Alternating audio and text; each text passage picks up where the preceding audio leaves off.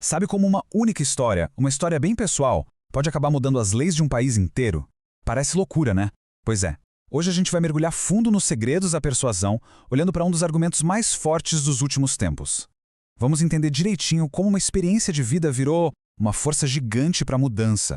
A pergunta que fica é essa, né? Como que uma única história pessoal, ganha força suficiente para mudar uma lei? Parece uma coisa, sei lá, monumental, quase impossível. Mas olha, é uma das ferramentas de persuasão mais poderosas que existem. E a gente vai ver exatamente como isso acontece. Então, para entender isso na prática, a gente vai analisar um caso bem específico, o caso de Sarah Brady.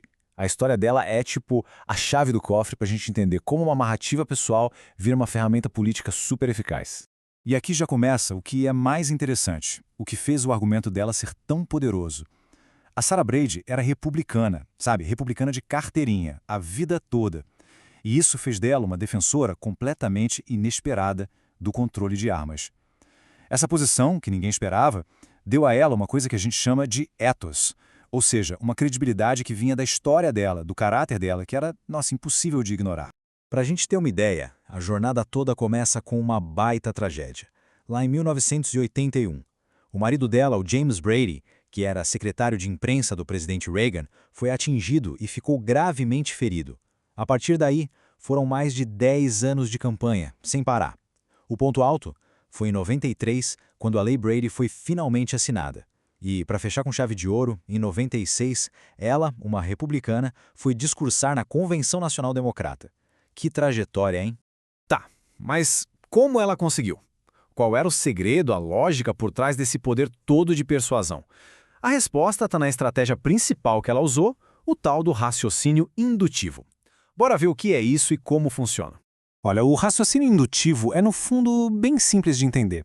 É basicamente pegar um caso específico, um exemplo bem concreto, tipo uma história pessoal, e usar esse exemplo para construir um argumento muito maior, sobre um princípio geral. É isso, sair do pequeno, do micro, para chegar no grande, no macro.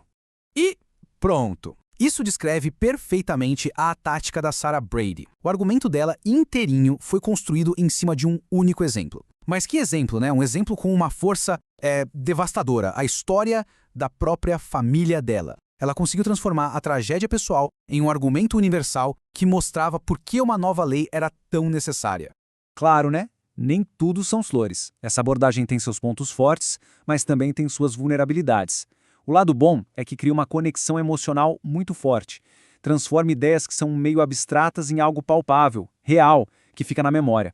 Mas, por outro lado, as conclusões são sempre probabilidades, nunca certezas absolutas. Um exemplo só pode não ser suficiente e o argumento pode ser facilmente questionado. Ou seja, é poderoso pra caramba, mas não é infalível. Então, para deixar esse raciocínio indutivo ainda mais forte, a Brady usou umas ferramentas de retórica bem específicas. Lá na retórica clássica, o pessoal chama isso de tópicos. Pensa neles como se fossem os tijolinhos, sabe? Os blocos que constroem qualquer argumento que se preze. É como se fosse um kit de ferramentas mesmo. Primeiro, o testemunho, que é a história pessoal dela. Depois, causa e efeito, conectar a facilidade de comprar uma arma com a tragédia que aconteceu. Aí vem as estatísticas, que juntam um monte de outros casos parecidos num ponto só, bem forte. E por fim, a diferença, que ela usou para rebater os contra-argumentos, mostrando por que a situação dela importava tanto. E olha só essa citação da fonte que a gente analisou, resume tudo perfeitamente. O centro, o coração do discurso dela era o que se chama de narratio, a narração dos fatos. A história pessoal dela não era só uma introduçãozinha não, era a prova, era a evidência em si, o testemunho em primeira mão que segurava o argumento inteiro. Beleza, agora vamos ver como essas ferramentas todas se encaixam numa estrutura, uma estrutura clássica que funciona há séculos. Todo grande discurso segue um tipo de mapa, e o da Sarah Brady, claro, não foi diferente. Tudo começa com a introdução. E qual é o objetivo aqui? Chamar a atenção na hora. A Brady usou uma tática chamada insinuatio, que é quando se estabelece credibilidade de um jeito inesperado. Tenta imaginar a cena. Uma republicana de longa data discursando numa convenção democrata sobre o controle de armas. Só isso já faria qualquer um parar tudo para escutar, né? Logo depois vem a narration, que é a parte de contar os fatos. E aqui, gente, está o pulo do gato. O discurso da Brady tinha uma narrativa muito, mas muito longa. E por quê? Simples. Para ela, os fatos da história dela já eram o argumento. Ela não precisava ficar teorizando. A descrição da experiência dela, bem viva, bem real, já dizia tudo. A terceira parte é o argumento propriamente dito. É aqui que ela amarra tudo. Ela pega os detalhes da tragédia pessoal dela e conecta diretamente com a conclusão lógica. A gente precisa de uma política específica, como a verificação de antecedentes. A história cria a base, tanto emocional quanto lógica, para que algo seja feito. Mas, claro, nenhum argumento está completo sem a refutatio, que é a hora de lidar com os contra-argumentos. E ela foi genial nisso. Ela se antecipou à principal crítica que poderiam fazer. Ué, mas o que uma republicana está fazendo aqui? Ao falar da filiação política dela de cara, ela simplesmente desarmou a crítica antes mesmo que ela surgisse. Uma jogada de mestre.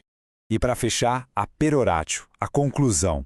E não foi só um resuminho, não. Foi um chamado à ação super inspirador e o fato de o marido dela, o Jim, estar lá do lado dela no palco, isso tornou o apelo visual e principalmente emocional uma coisa inesquecível. Então, no fim das contas, qual é a grande lição? O que dá para a gente tirar de tudo isso para se comunicar melhor? Olha, a lição é surpreendentemente simples, mas ao mesmo tempo muito profunda. Tem um conselho fantástico do professor Angel, que foi uma das fontes dessa análise. Ele fala para os alunos dele pararem de tentar escrever um texto todo complicado. Em vez disso, ele diz, apenas fale, de forma direta, clara, qual é a coisa mais essencial que você quer dizer. É essa clareza, sabe, essa honestidade, que é o verdadeiro coração de um argumento poderoso. E foi exatamente, mas exatamente isso que a Sarah Brady fez. Ela pegou a verdade mais fundamental e dolorosa da vida dela e comunicou isso para o país inteiro. A força do argumento dela não veio de uma retórica cheia de firulas, mas da simplicidade e da força da verdade dela. Isso tudo deixa a gente com uma pergunta para pensar. Muitas vezes, a persuasão mais eficaz não está nos dados, nos números abstratos, mas sim nas histórias autênticas. Então fica a reflexão. Qual é a história que pode dar força a um argumento? É algo para se pensar. Valeu por acompanhar a gente nessa análise.